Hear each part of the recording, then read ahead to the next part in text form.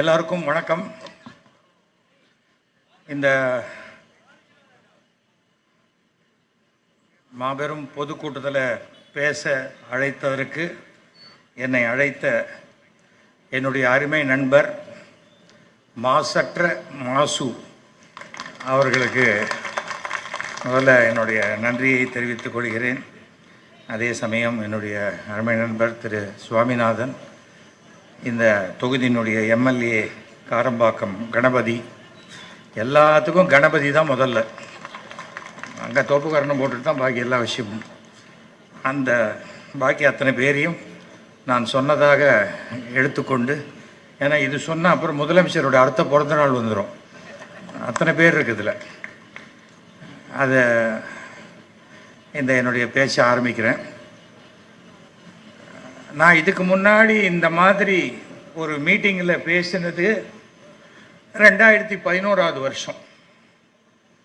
அதுக்கு முன்னாடி பேசியிருக்கேன். 2004 என்னை அதிமுகவில் ஜெயலலிதா அவர்கள் கூப்பிட்டார்கள், பேசிகிட்டே இருந்தேன். 2008 அவங்க என்னை அவங்களே கட்சி விட்டு எடுத்துட்டாங்க.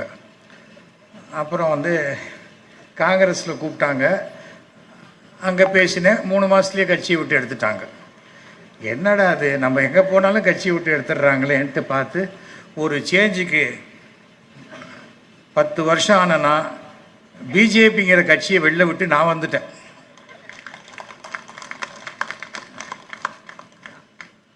அவங்க எதுக்காக என்ன கட்சியை விட்டு எடுத்தாங்கன்னு தெரியல. சில சமயம் அளவு கடந்த நேர்மை இருந்தால் கூட எடுத்துருவாங்க. ஆனால் நான் பாரதிய ஜனதாலேருந்து வெளியில் வந்ததுக்கு காரணம் நிறையா இருக்குது. இப்போது இங்கே இருக்கிற பெண்கள் மட்டும் கையை தூக்குங்க. சும்மா எத்தனை போருங்க போருங்க போருங்க போர் போர் போர் போர் மகளிர் தின வாழ்த்துக்களை முதல்ல உங்களுக்கு சொல்லிக்கிறேன். மருந்துக்கு கூட பேரளவில் பெண்கள் கட்சியில் உறுப்பினராக இல்லாத கட்சியெல்லாம் தமிழ்நாட்டில் மகளிருக்கு பாதுகாப்பு இல்லைன்னு இந்த கட்சியை பார்த்து சொல்கிறாங்க. ஒரு வீட்டில் ஒரு 15 பசங்க 10 பசங்க இருந்தால் 3வது பையன் சிகரெட் குடித்தா அதை 2வது பையனோ இல்லை 4வது பையனோ அப்பா அம்மாவுக்கு போட்டு கொடுத்தா தான் அந்த விஷயம் தெரியும்.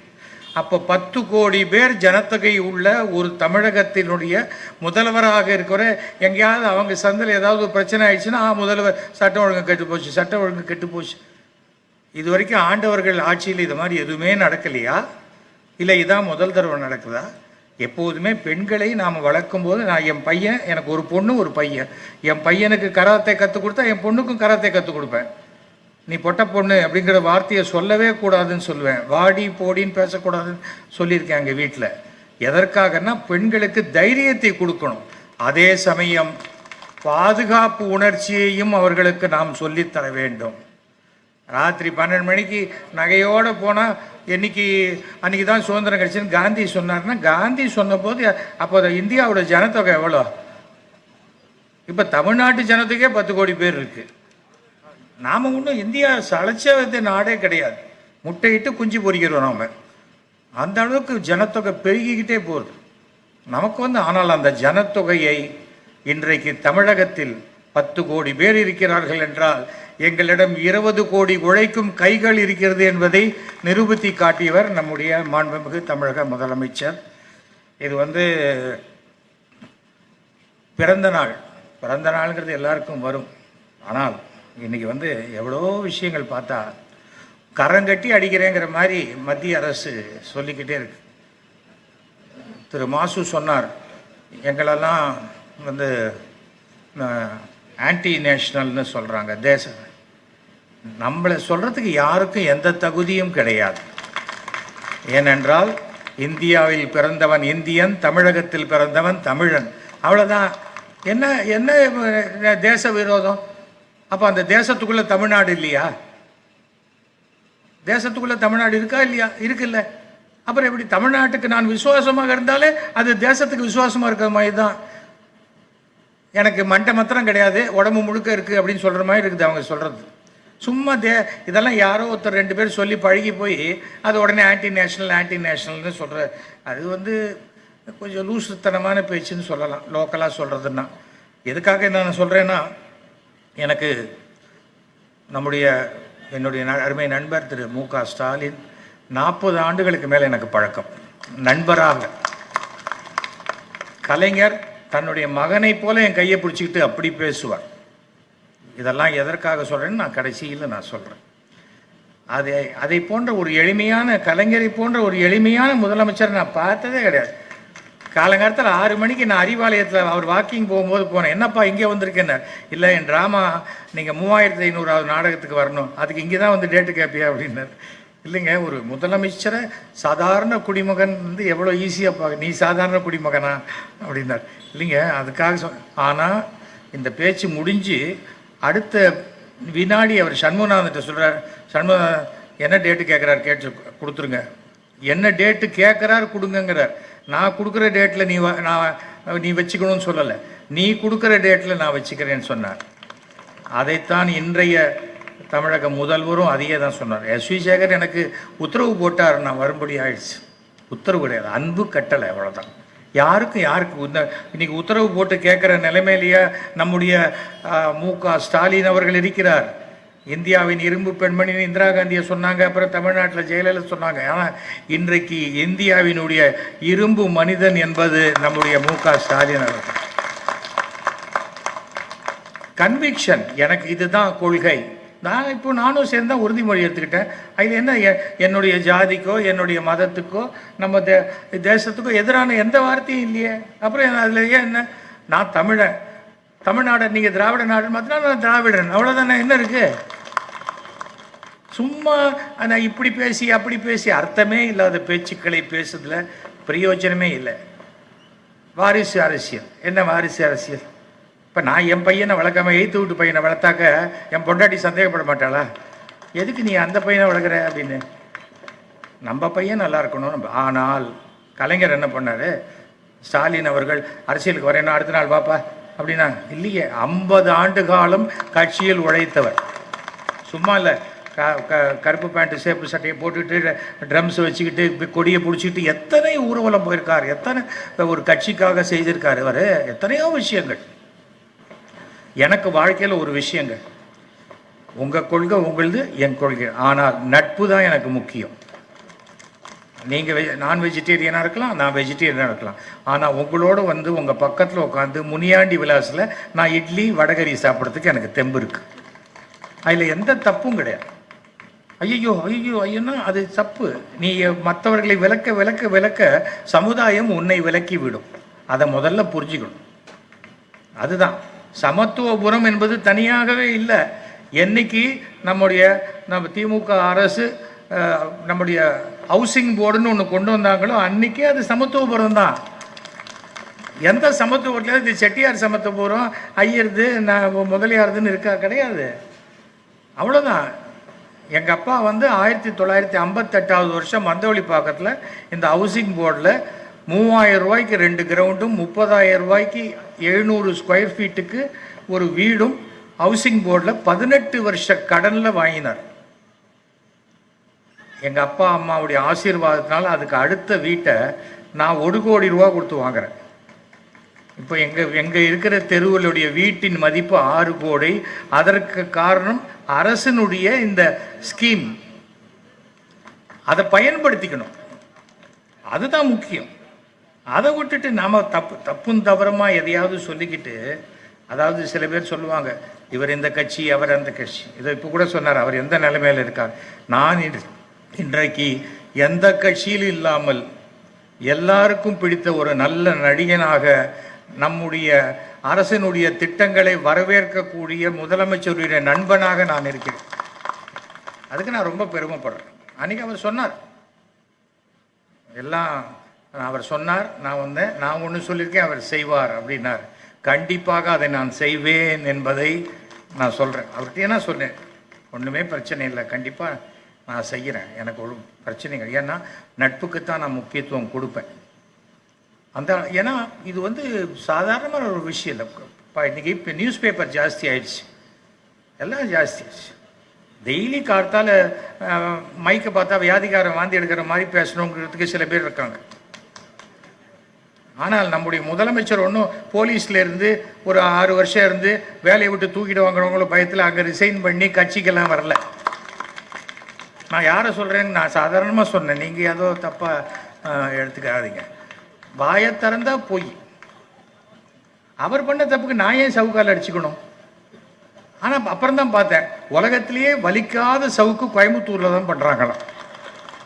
பஞ்சிலேயே பண்ணுறாங்க. அத்தனை அடி அடித்தா கூட ஒரு காயம் கூட இல்லை. என்ன, நான் செருப்பு போட்டுக்க மாட்டேன். முந்தா நேற்றுக்கு பார்த்தா ஷூ போட்டுன்னு போகிறாராம். ஓ, செருப்பு தான் போட்டுக்க மாட்டேன், ஷூ போட்டுக்கலாம் போல இருக்கு. வாயை திறந்தா போயிங்க. அப்படியா பொய்?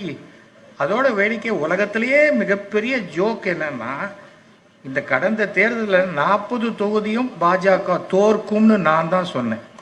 40 தொகுதியும் தோற்கும் சொன்னேன். உடனே உனக்கு அண்ணாமலை மேலே கோவம். எனக்கு என்ன கோவம் வந்தாலும், என் பையன் வயசு கூட கிடையாது, எனக்கு என்ன கோவம்? என்னோட தகுதிக்கு அவருக்கு என்ன சம்பந்தம்? அவர் என்னை பார்த்து கேட்டார். ஏன்னா என்னை பற்றி பேசுறதுக்கு என்ன பாரம்பரியம்? பாரம்பரியத்தை பற்றியெல்லாம் இங்கே பேசக்கூடாது. பாரம்பரியம் இல்லாதவன் அப்படி சொல்லுவான்.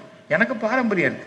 எங்கள் அப்பா 86,000 பாட்டில் ரத்தம் சேமித்து கொடுத்தவர். 86,000 பாட்டில். சும்மா ஒன்று நான் கேட்டேன்னு முதலமைச்சர் பேர் வைக்கல. ஆனால் இந்த நான் கேட்ட வேண்டுகோளுக்கு தகுதியானவர் ஒருத்தருக்கு நம்ம முதலமைச்சர் ஆனர் பண்ணியிருக்காருன்றது தான். இந்தியாவிலேயே முதல் முறையாக இரத்த தானம், கண் தானம், குழந்தைகளுக்கு ஏற்படக்கூடிய சர்க்கரை குறைபாடுக்கு 20 நிமிட குறும்படம் எடுத்தது எங்கள் அப்பா தான். ஃபஸ்ட்டு நான் தான் அதில் நடித்தேன். அது உலகம் முழுக்க திரையிடப்பட்டது. நம்ம ஜென்ரல் ஹாஸ்பிட்டலில் நான் 50வது முறை போய் நான் ரத்தம் கொடுத்துட்டு வந்தேன். இது வரைக்கும் நான் 53 தடவை ரத்தம் கொடுத்துருக்கேன். 200 பேர் உயிரை காப்பாற்றிருக்கேன். அதில் யாரும் என் ஜாதிக்காரன் கிடையாது. அதுதான் முக்கியம். ஜாதி மதம் பார்த்து கொடுக்குறதெல்லாம் ரத்தம் கிடையாது. அதனால் அதை நம்ம படுத்து நம்மளால் முடிஞ்சால் அடுத்த உயிரை காப்பாற்றும். நீங்கள் என்ன விதைக்கிறீங்களோ அதுதான் உங்களுக்கு வரும். அதுதான் நான் சொல்லியிருக்கேன். நிறைய பெரிய அங்கே முஸ்லீம் பெரியவர் உட்காந்துருக்கார். ஏதாவது நல்லபடியாக நடக்கும் இன்ஷா அல்லா அப்படிம்பார். இறைவன் ஆணைப்படி அது நடக்கும், அவ்வளோதான். நான் அதைத்தான் நம்புகிறேன். இறைவன் விருப்பப்படி தான் நடக்கும். இறைவன் என்னை உயர்த்தி வைக்கணும்னு சொன்னால் அண்ணாமலையில் எந்த புழுக்கையாலேயும் என்னை தொடக்கூட முடியவே முடியாது. என்ன பண்ண முடிஞ்சது? என்னை தூக்கணும் சொல்லி 5 தடவை 6 தடவை 7 தடவை டெல்லிக்கு யாரோ வாங்கி கொடுத்த டிக்கெட்டில் போனார். ஏன்னா அவர் குடும்ப செலவை யாரோ கொடுக்குறாருன்னு தான் சொன்னாங்க. அதனால் அவருக்கு டிக்கெட்டு வாங்க காசெல்லாம் கிடையாது. அப்படி போனார் அவர். கடைசியில் என்னாச்சு? என்னை எடுக்க முடியல. என்னுடைய மெம்பர்ஷிப் கார்டு முடிஞ்சது, அன்றைக்கி தூக்கி போட்டேன். தூக்கி சும்மா போடலை, மோடி அவர்களுக்கு 8 பக்க கடிதம் எழுதி நான் ஏன் விலகிறேன்னு சொல்லி எழுதிட்டு வழியில் வந்தேன். நமக்கு என்ன, நாம திருடனா? இதுவா? ஒன்றுமே கிடையாது. மாசு அவர்கள் மேயராக இருந்தபோது மயிலாப்பூரில் 150 கோடி ரூபாய் மதிப்புள்ள அடையாறு பூங்கா திறக்கப்பட்டது. அது இன்னைக்கு ரெனோவேஷனில் இருக்குது. 150 கோடி ரூபாய், 5 மைல் சுற்றளவு, அது 5 கிலோமீட்டர் சுற்றளவு. அப்போ நான் இருந்தபோது எங்கள் வீட்டுக்கிட்ட அங்கே அல்ஃபோன்சா கிரவுண்ட்ஸில் நான் குழந்தைகள் விளையாடக்கூடிய ஷட்டில் கோர்ட் 3 கோர்ட்டு, அது 70 லட்சம் ரூபாயில் என்னுடைய எம்எல்ஏ நிதியில் பண்ணி கொடுத்தேன். தினசரி இன்னைக்கும் 400 குழந்தைகள் அங்கே விளையாடி கொண்டிருக்கிறார்கள். 400 குழந்தைகள் விளையாடும்.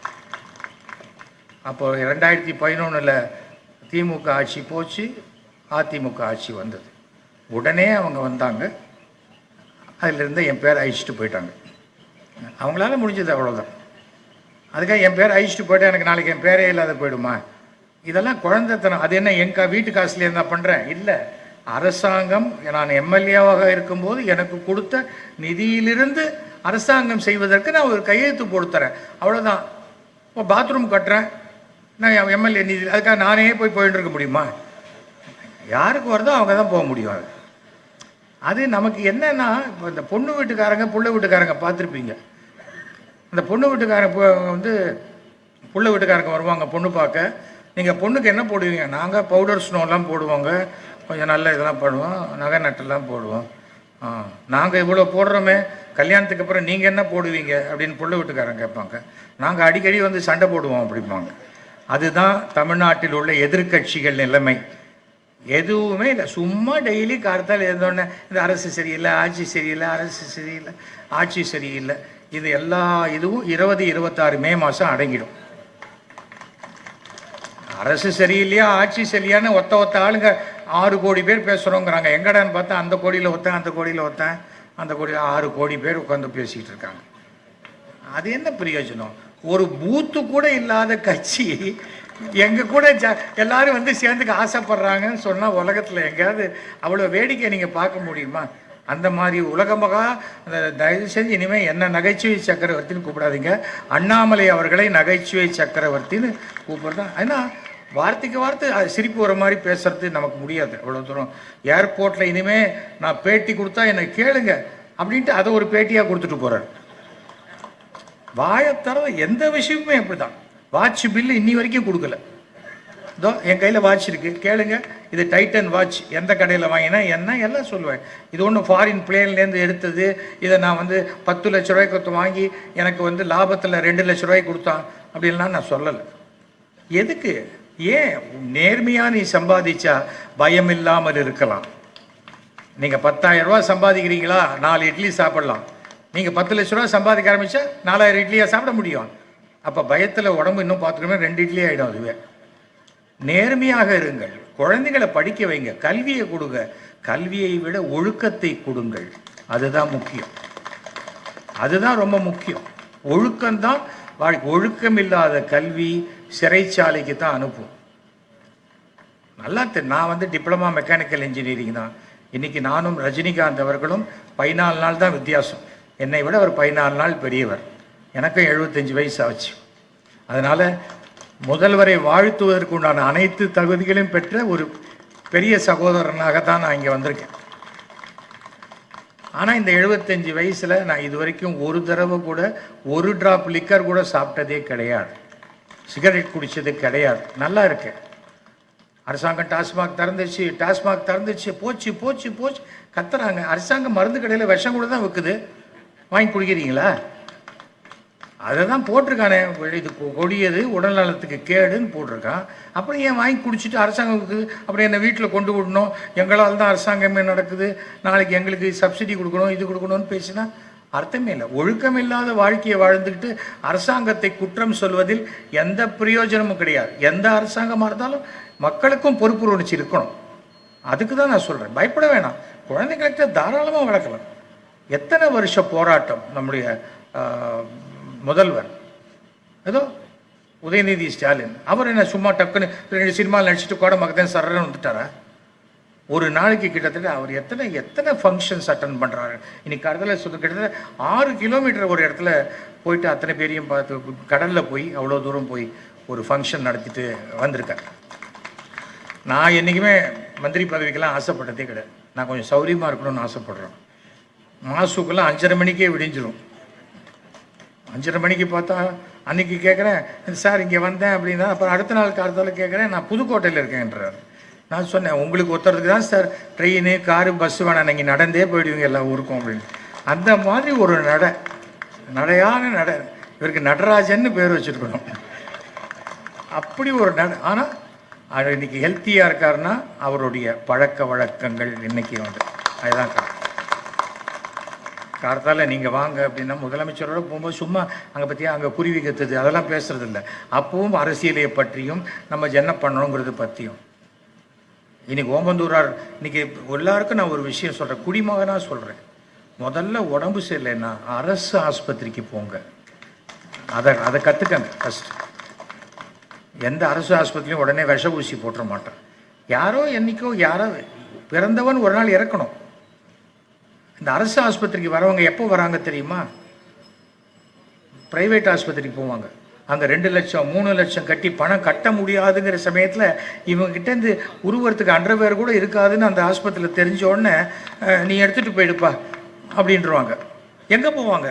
என்ன மாதிரி சில பேருக்கு ஃபோன் பண்ணுவாங்க. நான் உடனே அந்த டீனுக்கு ஃபோன் பண்ணி, சார் இது மாதிரி இருக்குது சீரியஸ் ஆயிடுச்சுன்னு போய் பல பேர் காப்பாற்றப்பட்டிருக்கிறார்கள். சில பேர் ஆரம்பத்திலே சொல்லிட்டாங்க, சார் காப்பாற்றவே முடியாத சமயத்தில் இங்கே கொண்டு போட்டு எங்களுக்கு கெட்ட பேர் வருமே சார், இருந்தாலும் பரவாயில்ல நாங்கள் மேக்ஸிமம் முயற்சி பண்ணுறோம் சொல்லி அப்படியும் பலர் கேன்சர் பேஷண்ட்டை காப்பாற்றி கொடுத்துருக்காங்க. நம்ம ஓமந்தூரார் நர்சிங் ஹோம் மிஸ்டர் மணிங்கிற ஒரு டீன், எக்ஸலண்ட் பர்சன். ஏனென்றால் அப்படிப்பட்ட டீன்களை நியமிக்கக்கூடிய மாண்பு முதலமைச்சருக்கு தான் நம்மளுடைய நன்றியை சொல்ல வேண்டும். சில ஆஸ்பத்திரியில் சில தவறுகள் நடக்கலாம், அதை நம்ம தட்டி கேட்கணும், அதை உடனடியாக சொல்லணும். இன்றைக்கி எல்லாருக்குமான அமைச்சராகத்தானே தொகுதிக்கு வராரு. ஆனால் இவர் இந்த தொகுதிக்கு மாத்திரம் மந்திரி இல்லைல்ல, தமிழ்நாடு முழுக்க மந்திரி தானே. அப்போ தமிழ்நாடு முழுக்க மந்திரியாக இருக்கிற இந்த தொகுதியிலேயே சுற்றிட்டு இருக்கும் பொழுது அந்த உரிமையை நீங்கள் எடுத்துக்க கூடாது. சொல்கிறாரு இல்லையா, சின்ன இதுவாக இருக்கக்கூடியது மாநகராட்சியும் தாண்டி செய்யக்கூடிய விஷயங்களை செஞ்சுருக்காங்கன்னா நீங்கள் கௌரவமாக பெருமைப்பட வேண்டிய விஷயம். நீங்கள் உங்களுடைய பலத்த கைத்தட்டலை நீங்கள் நம்முடைய அமைச்சருக்கு கொடுக்கணும். மத்திய அரசு பற்றியெல்லாம் அவங்களுக்கு முடிஞ்சு போச்சு. இதோட 27க்கு அப்புறம் கிடையாது. என்னடா நான் வெளியில் வந்துட்டதாக சொல்கிறேன். நான் முதல்ல மோடி கிட்ட சொன்னேன், நீங்கள் 3 முறை இந்தியாவின் பிரதமராக இருப்பீர்கள், 2027 வரைக்கும் இருப்பீர்கள். நான் சொன்னேன் அவர்கிட்ட. அவ்வளோதான். அதுக்கு மேலே நான் இது நான் ஜோசியக்காரனா, ஜோசியம் தெரிஞ்சவனா, விட்டுடுங்க. ஆனால் இந்தியாவில் வந்து டெக்னாலஜி வளர்ந்தது, அது வளர்ந்தது, இது வளர்ந்தது அப்படிங்கிறாங்களே, அதெல்லாம் எங்கே ஆரம்ப புள்ளி தெரியுமா? ராஜீவ் காந்தி என்ற பிரதம மந்திரி அப்போ தான் ஆரம்பிச்சது. அது ஆரம்பிச்சது, அதுக்கு பிறகு வளர்ந்து வளர்ந்து வளர்ந்து வந்திருக்கு. யாருமே சொந்த காசை போட்டால் செய்கிறாங்க. நீ செய்யின்னு யாரும் சொந்த காசை போடலை. தமிழ்நாட்டில் கடன் இருக்குது. தமிழ்நாட்டில் 5 லட்சம் கோடி ரூபா கடன் இருந்ததுன்னா அங்கே 50,000 கோடி ரூபா கடனுக்கு மேலே 5 லட்சம் கோடிக்கு 50 லட்சம் கோடி ரூபாய்க்கு மேலே கடன் வாங்கி வச்சுருக்காங்க. யார்? மத்திய அரசு கடன் வாங்குதுன்னா எதுக்கு வாங்குறாங்க? நம்ம பேரையும் சொல்லி தானே வாங்குறாங்க. அப்போ அந்த கடன் நமக்கும் சேர்த்து தானே வருது. தமிழக அரசு தயவு செஞ்சு நீங்கள் நல்லபடியாக மனசு நல்லா இருக்கணும்னாலே அண்ணாமலை பேசுகிறத பார்க்காம இருந்தாலே போதும். நமக்கு மனசு நல்லா இருக்கும். இல்லையா, ஜாலியாக இருக்கணும், காமெடியாக இருக்கணும், யோகி பாபு மாதிரி சிரிக்கணும்னா நீங்கள் அண்ணாமலை பேச்சை பார்த்துக்கிட்டு இருந்தால் நல்லா சந்தோஷமாக இருக்கலாம். அதுக்காக நான் சொல்கிறது. ஒரு இதில் நான் கேட்டேன், ஒரு ட்ராமாவில் டயலாக் வரும், போலீஸுக்கும் திருடனுக்கும் என்ன வித்தியாசம்? யூனிஃபார்ம் தான் அப்படிம்பாங்க ஒருத்தன்.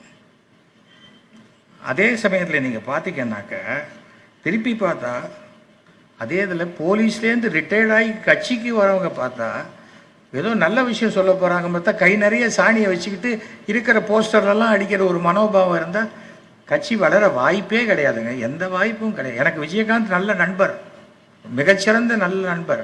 ஆனால் விஜயகாந்த் இன்னும் இல்லைன்னா அந்த இடத்துல இல்லை, அவ்வளோதான். அதற்கு பிறகு யார் வந்தாலும் அவங்க இன்னொரு விஜயகாந்தாக ஆக முடியாது. எத்தனை கட்சி கூட்டணி போட்டாலும் சரியாகவே வராது. எதுக்காக நான் இதெல்லாம் சொல்லிகிட்டே திருப்பி சொல்கிறேன்னா, பசங்களை பொறுத்த வரைக்கும் இப்போ புதுசாக ஆரம்பிச்சிருக்கான் மும்மொழி கொள்கை. நம்ம தமிழ் படிக்கிறோம். உலகத்துக்கு எந்த நாட்டுக்கு போனாலும் எந்த மாநிலத்துக்கு போனாலும் இங்கிலீஷ் படிக்கும் இதானே. இப்போ ஜப்பான்காரன் நம்ம ஊரில் வந்து வேலை செய்கிறான், இந்த உண்டாய் கம்பெனி, கொரியா, அவன்லாம் தமிழ் கற்றுக்கிட்டா வரான். நீ மாத்திரம் டெல்லி போனால் நீ தமிழ் கற்றுக்கணும். எதுக்கு நான் டெல்லி போனால் தமிழ் கற்றுக்கணும்? அங்கே தமிழ் தெரிஞ்ச டிரைவர் யாராவது இருந்தால் அவன் தமிழ்லேருந்து எனக்கு ஹிந்தியில் டிரான்ஸ்லேட் பண்ணப்போம். இப்போ மோடி 150 நாட்டுக்கு போயிருக்காரு, அவர் 150 பாஷை பேசுவாரா? கிடையாது. அந்த ஊரில் அந்த பாஷை தெரிஞ்ச டிரான்ஸ்லேட்டர் ஒருத்தர் இருப்பார். இப்போ பாராளுமன்றம் போகிறோம், நீ எந்த பாஷையில் வேணால் பேசலாம், எனக்கு விருப்பமான பாஷையில் அது காதில் கேட்கும். நம்ம காதில் வச்சுருக்கோமே, அந்த எல்லாரும் ஸ்பீக்கர் மாட்டியிருப்பாங்க. ஹிந்திக்காரங்களுக்கு ஹிந்தி புரியும், எனக்கு ஹிந்தி தெரியாதுன்னா நான் அதை வச்சுக்கிட்டு எனக்கு இது தமிழில் வேணும்னா அது தமிழில் கேட்கும் இல்லையா, இங்கிலீஷில் வேணும்னா அது இங்கிலீஷில் கேட்கும். அதே போல் நான் பேசுகிறதும், நான் தமிழில் பேசினா ஹிந்திக்காரங்களுக்கு அது ஹிந்தியில் கேட்கும், அவங்க வேறு பாஷை வேணா வேறு பாஷையில் கேட்கும். இப்போ மும்மொழி கொள்கை, நாங்கள் இந்தியை திணிக்கலை அப்படின்னு அமித்ஷா வந்து சொல்லிட்டு போகிறார். அதை எப்படி சொல்கிறார்? அதை ஹிந்தியில் சொல்லிட்டு போகிறார். அதையாவது வந்து தமிழில் சொல்லலாம்ல. எனக்கு ஒரு வார்த்தை கூட ஹிந்தி தெரியாது. அச்சா, பகுத் அச்சா, பீச்சா, நீச்சா, அவ்வளோதான். அதுக்கு மேலே ஒன்றும் தெரியாது. அதுவும் நம்ம ஏங்க நம்ம சென்ட்ரல் ஸ்டேஷன் போர்ட்டர் 9 பாஷை பேசுவாங்க. ஏங்க அவருக்கு ஒரு பெரிய போஸ்ட் கொடுக்கல 50,000 ரூபா சம்பளத்தில், அவர் ஏன் திருப்பி டெய்லி மூட்டை தூக்கிக்கிட்டு இருக்காரு? 9 பாஷை பேசுகிறாரு. எல்லா வடநாட்டுக்காரன் முழுக்க தமிழ்நாட்டில் வேலைக்கு வரானே, எல்லாரும் தமிழ் கற்றுக்கிட்டா வரான். வந்த இடத்துல அவன் அவசியத்துக்காக தமிழ் கற்றுக்கிறான். அதுபோல் தமிழ்நாட்டில் தமிழ் படித்தவர்கள் எந்த ஊருக்கு போகிறோமோ அந்த அவசியத்துக்கு அந்த பாஷை கற்றுக்கிட்டு போகிறோம். இப்போ ஏன் உனக்கு அது சரி? நான் இன்னொரு நடைமுறை சாத்தியம் இல்லாத ஒரு விஷயங்க இந்த 3 மொழி கொள்கை. ஏன் நாங்கள் வந்து எங்கள் பள்ளிக்கூடத்துலலாம் படிக்கலாம், ஏழை மாணவர்கள் படிக்கக்கூடாதான் கேட்குறேன். குழந்தைங்களுக்கு படியினாலே பிடிக்காது, இன்னொரு பாஷை பிடிக்கணுமான்ட்டு குழந்தை புள்ள பிடிக்கிற பூச்சாண்டி மாதிரி பள்ளிக்கூடத்துக்கிட்ட பசங்கள்லாம் பிடிச்சி பிஸ்கெட் பேக்கெட் கொடுத்து கையெழுத்து போடுன்றாங்க. அறிவு வேணாமா? 18 வயசுக்குள்ளே இருக்கிறவங்களுக்கு ஓட்டே கிடையாது. குழந்தைகளை பிடிச்சி கையை பிடிச்சி இழுத்தா போக்சோ சட்டத்தில் தான் உள்ளே வைக்கணும். அறிவு வேணாம். அந்த குழந்தைங்களுக்கு கையெழுத்து போட்டால் என்ன ஆகிடும்? ஒரு கையெழுத்து போட்டால் கையெழுத்து போட்ட வச்சு நீ வீட்டில் கொண்டு போய் அதை மடித்து இன்னொரு ஒன் சைட் பேப்பராக யூஸ் பண்ணிக்கலாம். அதுக்கு மேலே அது எந்த பிரயோஜனமும் கிடையாது. இப்போது நான் என் குழந்தை படிக்குது, என் குழந்தை ஜாப்பனீஸ் படிக்கணும்னு ஆசைப்படுது, இன்னொரு குழந்தை ரஷ்யன் படிக்கணும்னு ஆசைப்படுது, இன்னொரு குழந்தை ஜெர்மனி லாங்குவேஜில் படிக்கணும். அப்போது ஒரு அரசு பள்ளிக்கூடத்தில் அந்த 3 பசங்களுக்கு 3 வாத்தியார் போடுவாங்களே? கொடுக்க வேண்டிய பணத்தையே மத்திய அரசு கொடுக்கல, இந்த பணத்தையா கொடுத்துட போகிறாங்க? அவங்க வாய் தான் அங்கே சும்மா. அவங்க என்ன நினைக்கிறாங்க, இது ஒரு மிலிட்ரி கவர்மெண்ட் மாதிரி, நான் சொன்னால் கேட்கணுங்கிறாங்க. இன்றைக்கி 29 ஸ்டேட்டில் இருக்கிற அனைத்து சீஃப் மினிஸ்டர்ஸுக்கும் லெட்டர் போட்டார். அவங்க ஒன்று சேரும் பொழுது 29 பெருசா, டெல்லிங்கிற ஒன்று பெருசாங்கிறது கூடிய விரைவில் தெரியும்.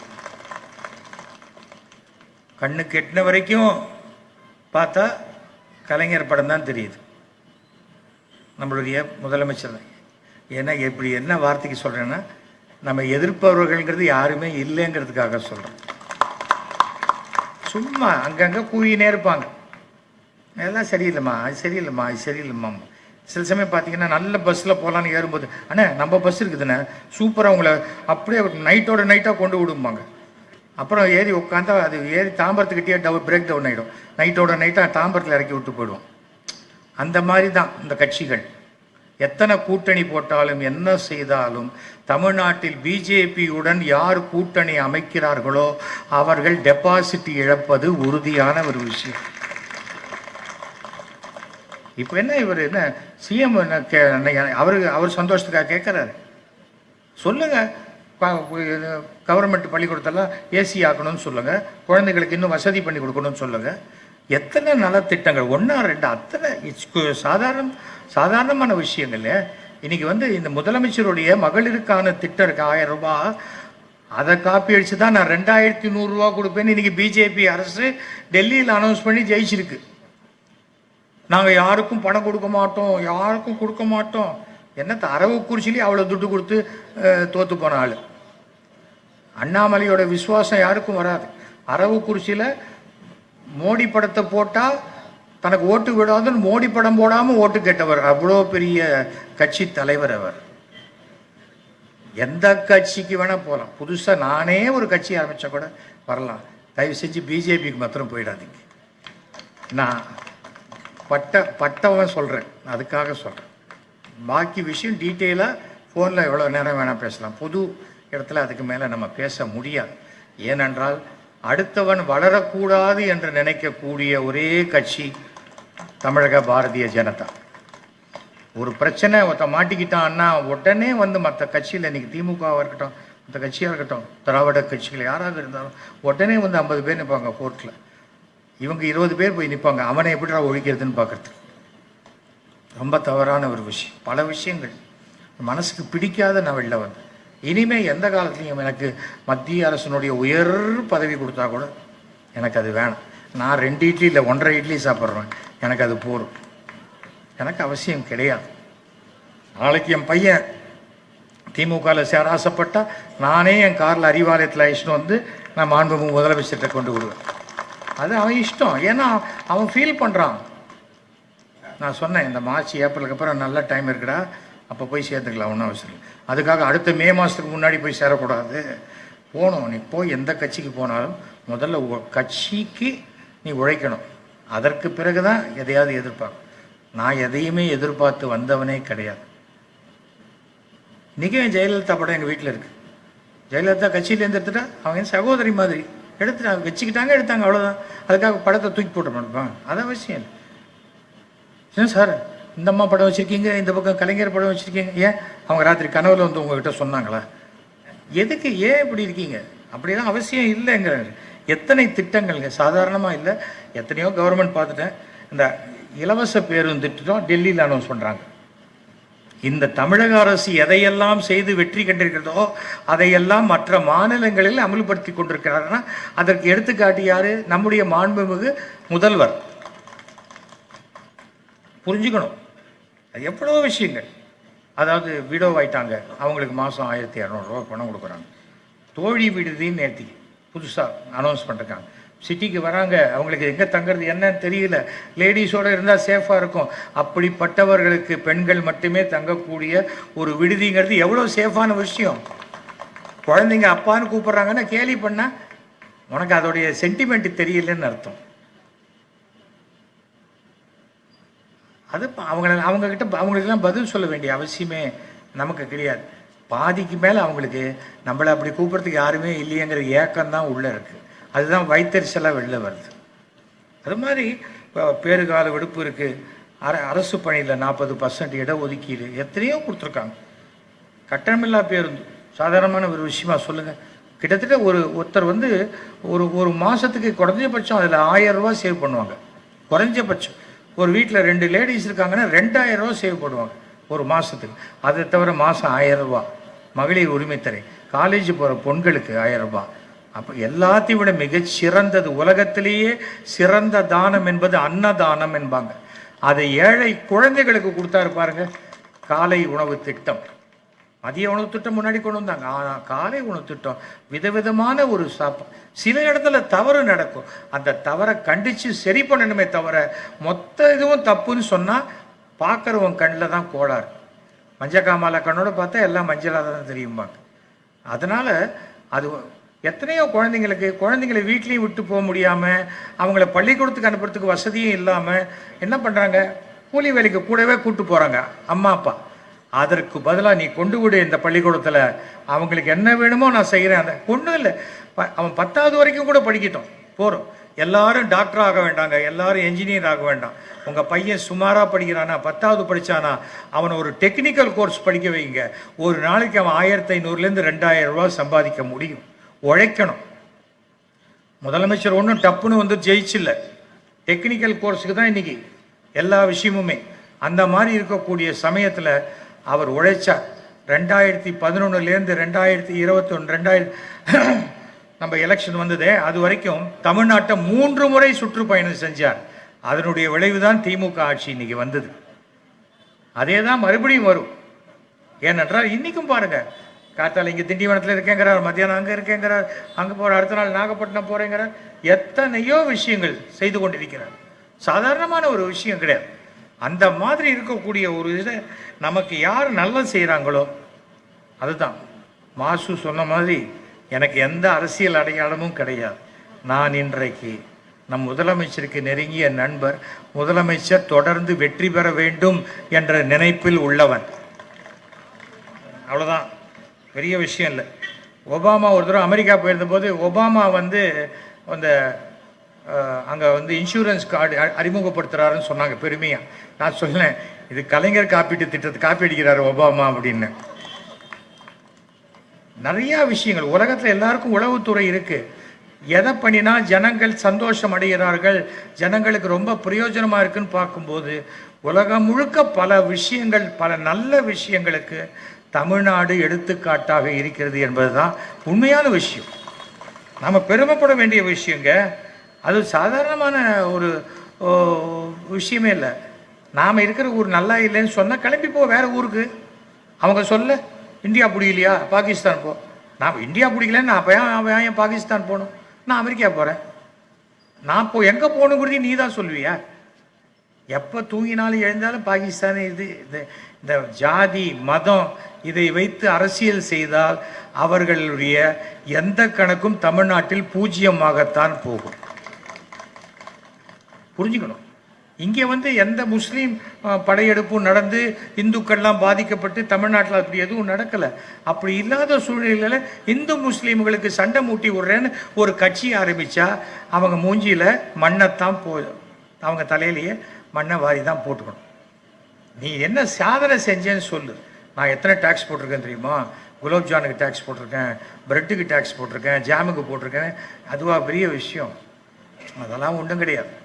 மக்கள் கஷ்டம் இல்லாமல் ஆடுறாங்களான்னு பார்த்தா இன்றைக்கி தமிழ்நாடு மோசமான மாநிலம்னு சொல்கிறவனுக்கு ஒரு டிக்கெட் வாங்கி கொடுங்க, ஒரு 10 மாநிலம் போயிட்டு வரட்டும், நம்ம காலில் வந்து விழுவான். ஐயா தமிழ்நாடு மாதிரி இல்லையா அப்படிமா. எதற்காக இதெல்லாம் நான் சொல்லிகிட்டு இருக்கேன்னா, நமக்கு வந்து மக்களுக்கு நல்லது செய்கிறவங்க தொடர்ந்து ஆட்சி செய்யணும், அவ்வளோதான். ஊழல் ஊழல் ஊழல்னு எதையோ சொல்கிறாங்களே ஒழிய எதுக்கும் ஆதாரமே கிடையாது. ஆதாரமே இல்லாத என்ன வேணால் சொல்லலாம். சொல்கிறவன் சொல்லிட்டு போட்டோம். அதை யார் சொல்லணுங்கிறதுக்கு அது ஒரு தகுதி இருக்குது. தகுதியே இல்லாதவன் சொல்கிறதெல்லாம் நம்ம கேட்டுக்க வேண்டிய அவசியமே இல்லை. அதுதான் நான் சொல்கிறேன். ஹிந்தி திணிப்பு தான் கூடாதுன்னு நம்ம சொல்கிறோமே தவிர, ஹிந்தி கற்றுக்க மாட்டேது. ஹிந்தி பிரச்சார இருக்குது, கற்றுக்குறாங்க. எத்தனையோ கற்றுட்டு போட்டுவேன். யாரும் படிக்க வேண்டாம்னு சொன்னாங்களா? இல்லை. எந்த எந்த அரசு பள்ளியில் இருக்க குழந்தைகளுடைய தாயாரும் தந்தையும் வந்து ஹிந்தி கற்றுக் கொடுக்கலையே குழந்தைக்கு? எந்த குழந்தை கேட்பாங்க? 3வது படித்தா பாஸ் பண்ணி 4வது போயிடணும், 4வது படித்தா பாஸ் பண்ணி 5வது போகணும். இதுதான் பெற்றோர்களுடைய கவலையே தவிர ஹிந்தி படிக்கலை, அப்போ அந்த இது உஸ்பெகிஸ்தான் அங்கே இருக்கிற மொழி படிக்கலை, அது படிக்கலை. நான் எனக்கு ஒரு வார்த்தை கூட ஹிந்தி தெரியாதுன்னா தெரியாது. நல்லா தானே இருக்கேன், என்ன கேட்டு போயிட்டேன். ஏர்போர்ட்டில் போகிறவன் இங்கிலீஷில் பேச போகிறோம், அவன் தொடர்ந்து ஹிந்தியில் பேசுகிறான்னா நான் விட மாட்டேன். நான் தொடர்ந்து தமிழில் பேசுவேன். உனக்கும் புரியல, எனக்கும் புரியாது, போ, அவ்வளோதான். அப்போ நான் நடுவில் ஒருத்தர் வருவான், சார் சார் சார் சார் என்ன விஷயம் சொல்லு, அவனை வந்து இங்கிலீஷில் பேச சொல்லு, அவ்வளோதான். நம்ம ஏன் நம்ம மொழியை விட்டு கொடுக்கணும்? தாய் மொழி எதுக்கு? அம்மா விட்டு கொடுப்போமா? யாராவது விட்டு கொடுக்கவே மாட்டோம். நான்லாம் பிஎஸ்ஐ ஸ்கூலில் படித்தோம். அந்த 6 ரூபா ஃபீஸ், அவ்வளோதான் எங்கள் அப்பா கட்ட முடிஞ்சது. அப்போ கான்வெண்ட்லலாம் படிக்கலை. இந்தி எதிர்ப்பு போராட்டத்தில் நானும் கலந்துக்கிட்டேன். போலீஸ் துரத்தி அங்கே அப்போ பெரிய பெரிய பைப்பெல்லாம் போட்டிருந்தாங்க, அதுக்குள்ளே பூந்து ஓடி வந்து வீட்டில் வந்து எங்கடா புக்கெல்லான்னு, இல்லை இந்தி எதிர்ப்பு போராட்டம் புக்கை போட்டேன், என்னோடய ஹிந்தி புக்கை. என்ன பல்லாருன்னு ஒரு அறை விட்டார் எங்கள் அப்பா. மூதேவி, நீ படித்ததே சான்ஸ்கிரிட்டு, அந்த புக்கை போட்டு அவனுக்கு ஹிந்திக்கும் சான்ஸ்கிரிட்டுக்குமே வித்தியாசம் தெரியல அப்படின்னு. இருக்கட்டும். ஆனால் என்னை பொறுத்த வரைக்கும் என்ன, அது எதுக்கு என்ன போய் அதை நீ படின்னு சொல்கிற? சான்ஸ்கிரிட் கூட படிக்க சொல்லுவாங்க. நீ கொஸ்டின் பேப்பர் அப்படியே எழுதி கொடுத்தா பாஸ் போட்டுருவாங்க. படித்தே ஆகணும்னு சொல்கிறதே கிடையாது. சான்ஸ்கிரிட்லேயே இன்றைக்கி எவ்வளோ கோயிலில் சொல்கிறாங்க. கடவுளை நம்ம மனசால் டைரெக்டாக வேண்டிக்கிறோம். ஒவ்வொன்றையும் எல்லா ரகசியத்தையும் குருக்கள்கிட்ட சொல்லி அவர்கிட்டயே வேண்டிக்கிறோம் இல்லையே, நம்ம நேரடியாக வேண்டிக்கிறோம். அதனால் எல்லாத்துலேயும் அரசியலை கொண்டு வராதீங்க. நம்ம மனசை சுத்தமாக வச்சுக்கோங்க. நமக்கு நல்லது செய்கிறவங்களுக்கு நல்லது செய்யணும். எல்லோருக்குமான முதல்வர் அப்படின்னு தான் நம்ம முதல்வர் சொல்லியிருக்கார். எல்லோருக்குமான முதல்வர் என்பதை அவர் இன்னும் விரைவில் இன்னும் சில காரியங்கள் மூலம் நிரூபிப்பார். அப்படி நிரூபிப்பது நான் மட்டும் இல்லை, என் இனத்தை சேர்ந்த சுமார் 5 லட்சம் பேரை நான் முதலமைச்சர் ஆதரவாக கொண்டு வருவேன். நான் வந்து நான் எனக்கும் ஒரு ஓட்டு தான், மோடிக்கும் ஒரு ஓட்டு தான், அமித்ஷாக்கும் ஒரு ஓட்டு தான். ஆனால் 5 லட்சம் பேர் வராங்கன்னா 5 லட்சம் ஓட்டு அதை கொண்டு வருது. ஏன்னா திமுக என்பது வேற, டிகே என்பது வேற. திமுகவுக்கு யாரும் எதிரி கிடையாது. அதை மக்களுக்கு நாம் சொல்லணும். யாரும் எதிரி கிடையாது, எந்த ஜாதியும் எதிரி கிடையாது. அப்படி இருக்கும்போது எல்லாருக்குமான முதல்வராக இருப்பவர், இன்றைக்கு சொல்லுகிறேன், என்றைக்குமான முதல்வராகத்தான் இவர் இருப்பார். 2026லும் இதே முதல்வர், அந்த முதல்வரை நான் வந்து கண்டிப்பாக பாராட்டுவேன். இதே நண்பராகத்தான் இருப்பேன். அதில் எந்த விதமான அதுவும் அந்த நண்பராக இருக்கிறதுங்கிறது எவ்வளோ கெத்து தெரியுமாங்க. அது ஒரு பெரிய சந்தோஷங்க. அது ஒரு பெரிய விஷயம். அது வந்து எனக்கு அது போகிறோம். எனக்கு கடவுள் எனக்கு எல்லாம் கொடுத்துருக்காரு.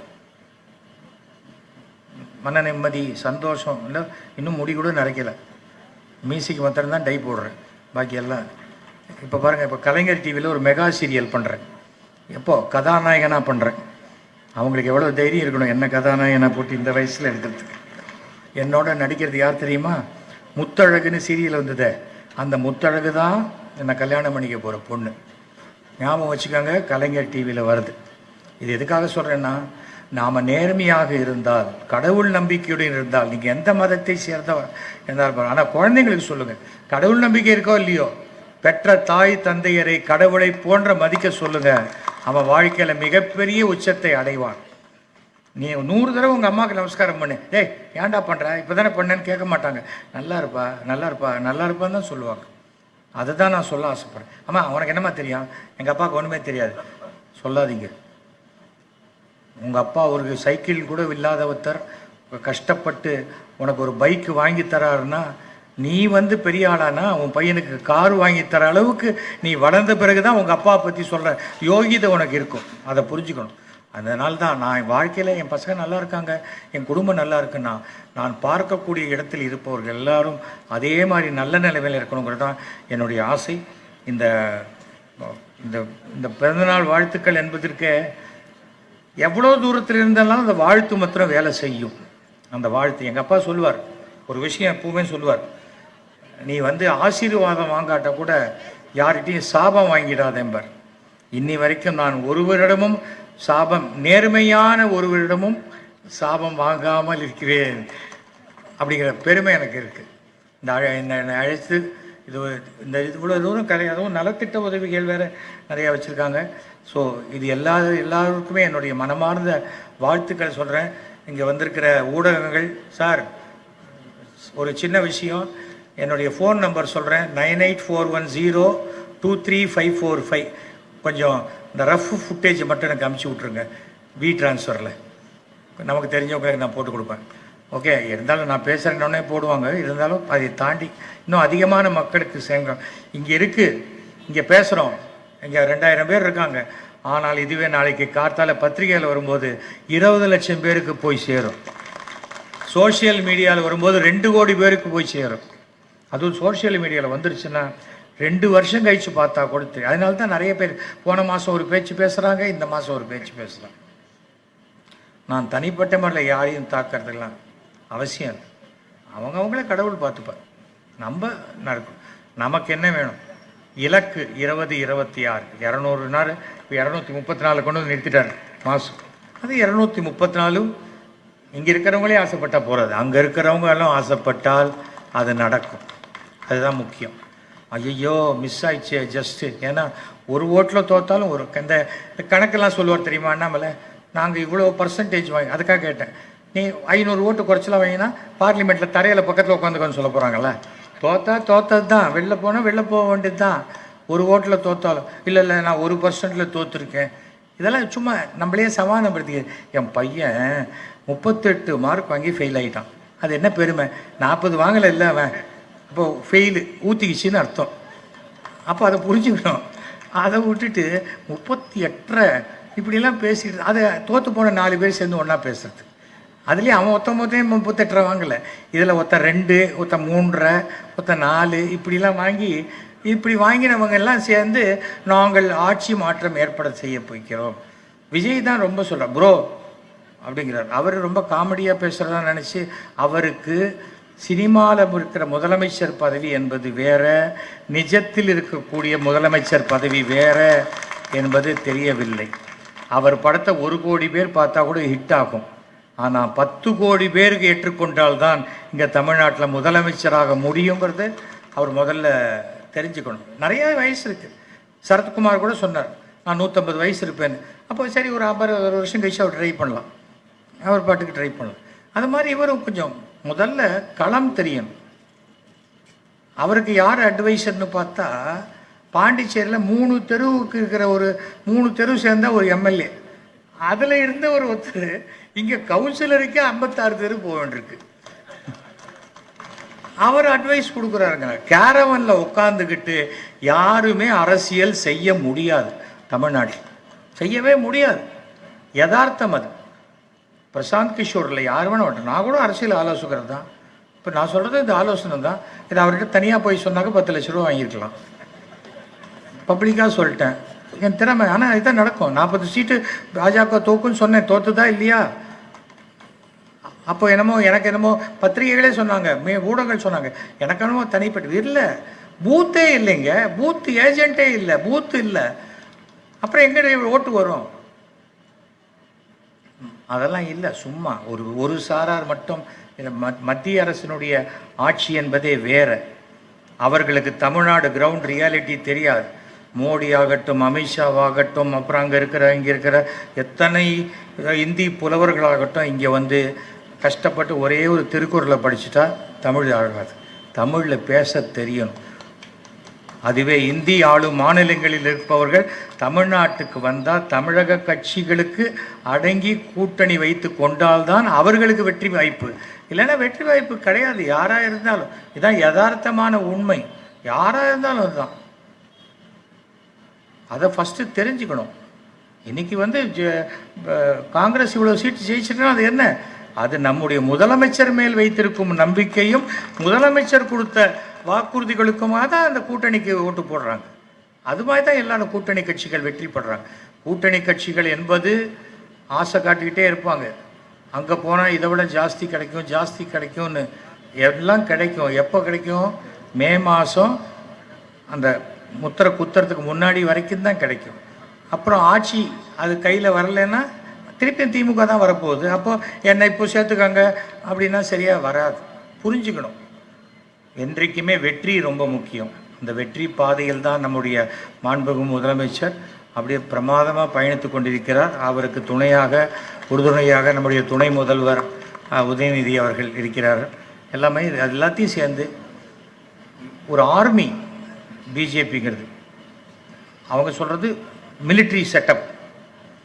ஆனால் இங்கே தமிழ்நாட்டில் இருக்கக்கூடிய நம்முடைய திமுக என்பது போர்ப்படை. இங்கே ஒன்றும் வேறு ஒன்றுமே நடக்காது. அவங்க ஆர்மியில் சொல்லி கமாண்ட் கொடுத்துக்கிட்டே இருக்கலாம். அதை மீட்பேன், இதை மீட்பேன், பாகிஸ்தானை மீட்பேன், அதை மீட்பேன், ஏதாவது சொல்லிட்டு இருக்கலாம். நீ தமிழ்நாட்டில் இருக்கிறவனுக்கு என்ன பண்ணினேன்னு கேட்டால் தெரியாது. இந்திய மீனவர்கள் சுடப்பட்டார்கள்மாங்க. அப்புறம் தமிழ்நாட்டில் மாட்டிங்கன்னா தமிழ்நாட்டு மீனவர்கள் சுடப்பட்டார்கள். அப்போ அவன் இந்திய மீனவன் இல்லையா?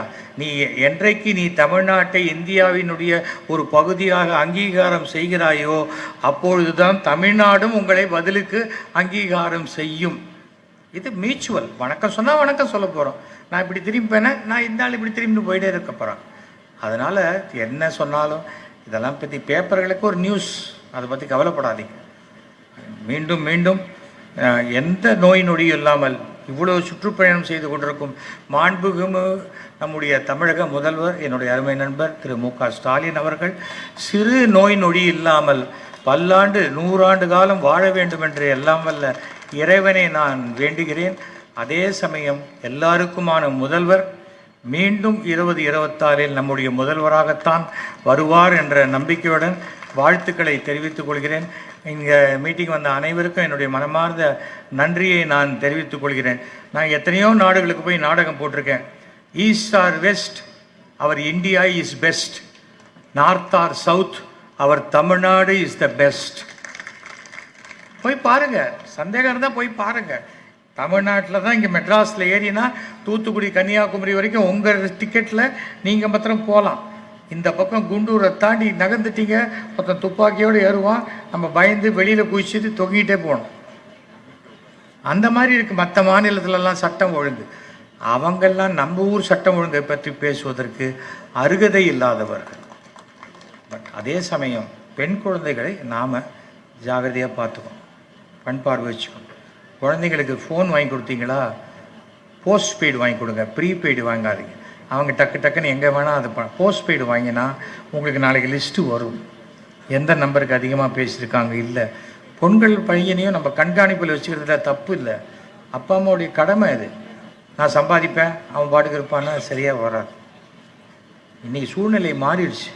அப்போ நாம் அதுக்கு உண்டாந்து அவங்ககிட்ட சொல்லணும், நான் அவன் மேலே நம்பிக்கை வைக்கிறேன், அந்த நம்பிக்கைக்கேற்ப நீ நடந்துக்கணும் அப்படிங்கிறத நேரடியாக சொல்லுங்கள். அந்த மாதிரி வளர்த்தால் உங்கள் குழந்தைகள் சீரும் சிறப்புமாக மிகப்பெரிய உயரங்களை வாழ்க்கையில் அடைவார்கள் என்ற நம்பிக்கை இருக்கிறது. நாம் மீண்டும் சந்திப்போம், ஒரு வெற்றி விழாவில் சந்திப்போங்கிற நம்பிக்கை எனக்கு இருக்கிறது. நன்றி, வணக்கம்.